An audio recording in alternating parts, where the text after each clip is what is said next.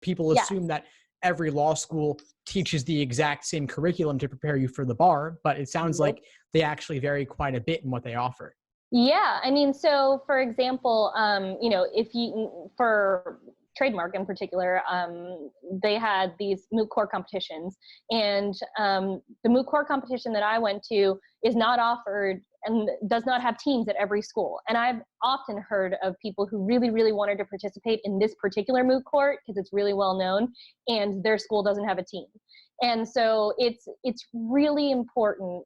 One of the things that I think students really don't understand is that the core curriculums of law schools might be very similar, but the actual stuff that's going to set you apart from all the other students is going to be really different. And that's going to really change how you market yourself when you go to get a job. So that's why it's really important to talk to lawyers and find out, what law schools do you even hire from? Like, I would ask them that. Like, one of the attorneys that I connected with before I went to law school, I asked him that. And he gave me a list of like 8 schools. And he's like, these are the only schools that I actually think do a really good job in trademark and copyright law. And so I literally just took that list and applied to all 8 of those schools. That's how I picked law schools. So I think it's really important for you to do that, talk to attorneys and talk and see, what would they recommend you do before you dive into law school. Yeah, it could actually dictate where you end up going to law school altogether, absolutely. Not just helping you afterwards. Absolutely. And also thinking about, the geographic location that you want to be in before you go to pick your law school. Some people end up just like picking law schools based on cost. Some people just end up picking law schools based on like, what's the school that I can get into? Some people just pick out, law schools based on the types of prestige that they have or the level of prestige that they have. But, I think it's really important to know that there are certain law schools that have regional reputation as opposed to nationwide reputation. If you go to a T14 school, they're all going to have nationwide reputation. You can probably get a job in almost any market if you do pretty well. But if you go to a school like Southern Methodist University here in Dallas, if you're not in Dallas, you probably have no idea what that school is. But SMU is actually a really big deal if you're here in Dallas. They have a really, really great alumni network. And if you want to be in big law here in Dallas, you probably should have gone to SMU. So I think it's really important for you to note.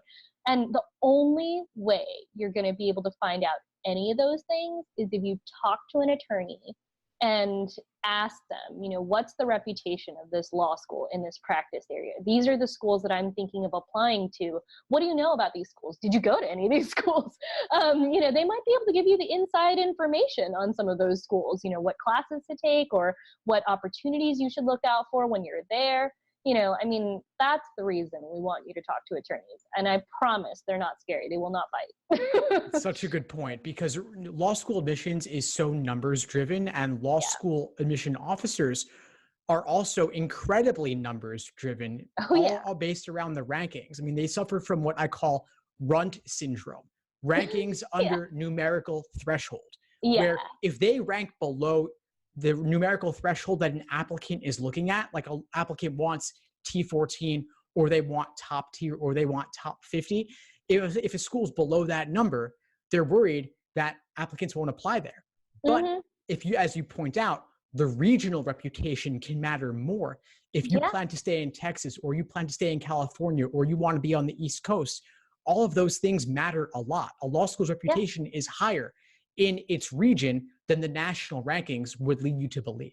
Yes, absolutely. And the practice area is really important because, listen, I went to a law school in the middle of New Hampshire. Most people never even heard of it.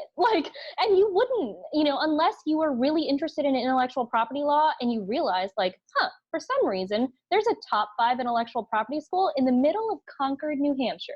And, I think a lot of people wouldn't even know that that existed. And so that's why I say talk to practitioners, figure out, which schools they would recommend, because you might be able to get a perfectly good degree with, every single extracurricular activity that you wanted from a school that is half the price of one of those, you know, top tier law schools that you're going to go $300,000 in debt for.